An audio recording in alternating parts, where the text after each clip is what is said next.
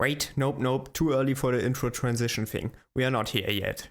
Oakwood is a first-person horror game with dinosaurs, and it's probably gonna remind you of the likes of Jurassic Park and Dino Crisis. But in opposite to the games I usually cover on this channel, you can't fight back. Instead you have to run or hide from enemies, but mostly just one, so it's more like, for example, Outlast or Amnesia.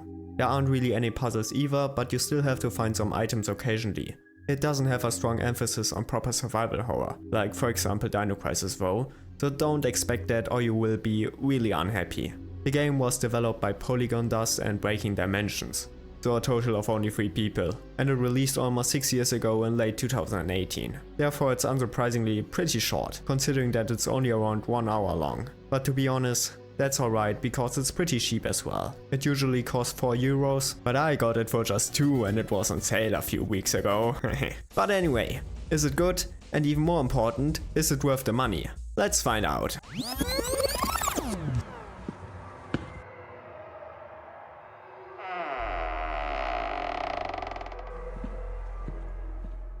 I won't spoil anything of the story, but the basic premise is that you arrive late to the now abandoned Oakwood campground.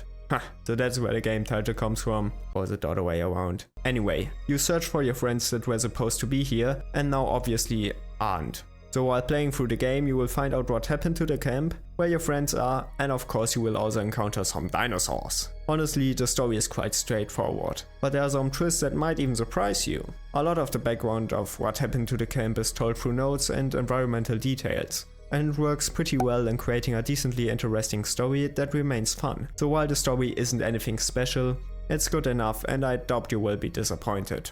A bit more disappointing are the graphics. I mean, to be honest, I don't know if it's really disappointing when I wasn't expecting anything crazy anyway, but they are not the prettiest to say the least. I mean, they're also not the worst I have seen, so they are just kinda mediocre. The beginning in daylight is arguably the ugliest part of the game, mostly because you can actually see the shortcomings in opposite to the rest of the game that is always pretty dark. The game is also at its worst visually in these very big open spaces, because it's just empty, and you don't really feel like you're in a big forest, so it's hard to get immersed into the world.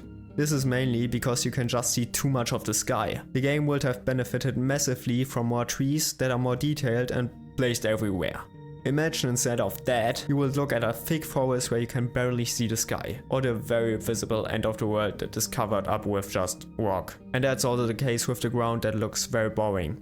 It would have benefited with more insects, small stones, roots from trees, and more than just grass. Fortunately, all that gets much better later when you arrive at the campsite. For some reason the forest is a lot thicker there, so you can see less of the rocks that are just the border of the world. There's also more stuff lying around and it overall looks much better and more immersing. Unfortunately, the first impression of the visuals is just not really good though, so don't be surprised if you start up the game and experience a very ugly forest. But do you know what's ugly too? That a lot of you haven't subscribed yet, even though you watch my videos. So if you're enjoying this video, please do so, because it would really support me and I would be very happy about it. And now after I guilt tripped all of you, I will continue like nothing happened. But to be serious, thanks for the support everyone, no matter if you subscribed or not, it's already amazing that you watched this video. But like I already said, the visuals get better once it's nighttime. Because for once you can see just way less because the game is actually pretty damn dark and I've actually turned up the brightness up to the max because I feared that it would be way too dark for you guys otherwise. And secondly, the environments simply look better from that point onwards. Even outside areas look better most of the time. My favorite was probably the small area with very high grass that reminded me a lot of Jurassic Park 2, and you can basically see nothing when you're inside of it, which is actually really damn cool and terrifying. Apart from that, there are also way more closed environments from there, which aren't super pretty either, but look decent enough. The worst thing from that point onwards is probably the weird hand at the bottom, which you probably have already noticed. It does look more like the hand of a mannequin than an actual hand, and is kinda painful to look at. I mean, this is more or less how you hold a flashlight, but it looks really uncomfortable. But coming to the second most important part of the graphics, the dinosaurs. and they look alright and in line with the rest of the graphics. They neither stand out as particularly bad nor good. They look a bit like plastic as well, and the animations aren't perfect because they look a bit robotic, but this isn't really a problem because most of the time you're running away from them anyway, so you don't have much time to look at them. And when you can see them, it's good enough. Overall, the graphics are acceptable, they don't look pretty and I would have loved if they had been better, but they mostly serve the job and you can't really complain for the price. But although the graphics aren't AAA RTX on, the atmosphere is still amazing. The game was generally scary and they did a great job at creating stressful situations.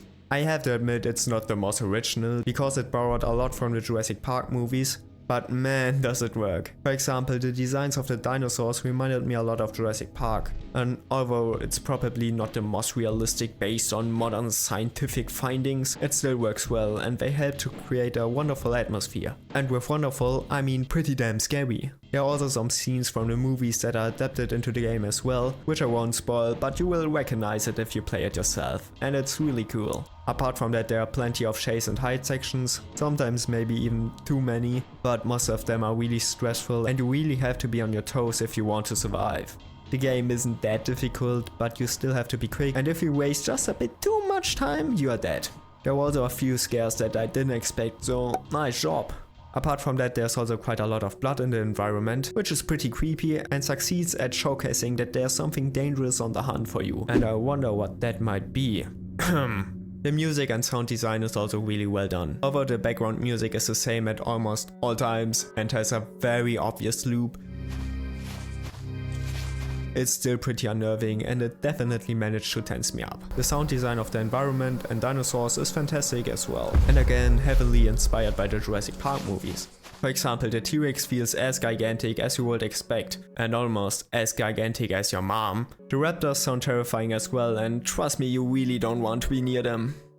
Now the gameplay is not the most original either, but it works well enough and isn't annoying, most of the time. Like I already said, you usually have to either hide or run from enemies, and although that works decently enough most of the time, there were still a few instances where I was slightly confused, because it seemed pretty much random if I would survive or not. There were two instances which were unfortunately also one of the coolest moments in the game, because they were heavily inspired by the Jurassic Park movies, where I died several times until I just started randomly running while hoping for the best, which worked for some reasons. Those were just moments where I felt like the game was being unnecessarily unfair and frustrating. But fair enough, most of the time it's not a problem. So I also don't want to sound too negative. Another similar aspect that I thought was quite lazy were some moments where you just had to do something slightly different than usual, and instead of having a cool in-game explanation or showing you somehow what to do, they decided to have a lame text at the bottom that just tells you what to do. And not only does it kinda spoil what's going to happen, it also takes away from the satisfaction of coming up with a solution yourself. I mean, at least I didn't die there, but it took away from the immersion and I wasn't a fan of that. Apart from that, the gameplay is fun and I didn't have any issues or complaints. The small but at least existing key item hunt is fun, the small but existing exploration is fun and scary, and the chase sections were very well done as well. There are also totems that are spread through the whole game that you can pick up for a secret Easter egg, so keep an eye out for them when you play the game. Certain parts of the gameplay are switched up every now and then as well, and the game usually avoids being repetitive, simply because you have to do something else in every area. For example, Resident Evil games just lead you from one mansion to the next and everything always has a similar rhythm, but that's not the case here. The one moment you are searching a key in a scary abandoned building, then you are running for your life through the forest, then you are trying to repower some generators, and the list goes on and on. Of course the game is only an hour long, but it doesn't get boring and really keeps you on your toes the whole time. So overall I would still say that the gameplay was good and I enjoyed it. So what is my final verdict? Obviously the game has a lot of shortcomings, which is to be expected for such a low price tag, but it also has a lot of things going for it.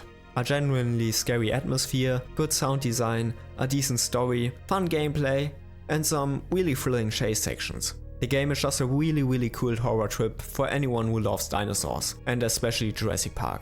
So yeah, I would recommend buying it, especially when it's on sale.